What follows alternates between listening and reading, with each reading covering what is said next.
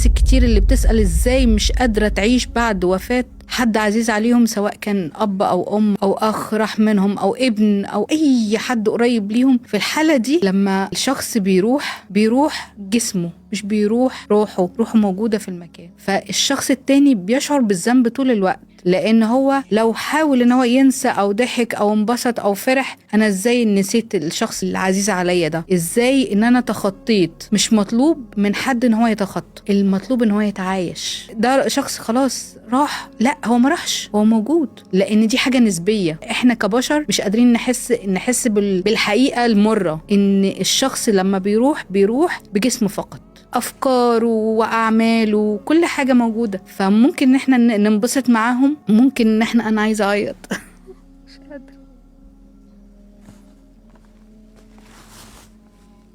في ناس كتير مش بتقدر تتخطى ده، وبدل ما احنا نتخطى نتعايش ونشوف هم كانوا عايزيننا نبقى ازاي وفين وفي أي مكان وبأي طريقة وبأي أسلوب، هنحس إن احنا مرتاحين جدا. لأن الفقد مؤذي، أحيانا ممكن يأذي الطرف التاني بشكل يعني مش طبيعي.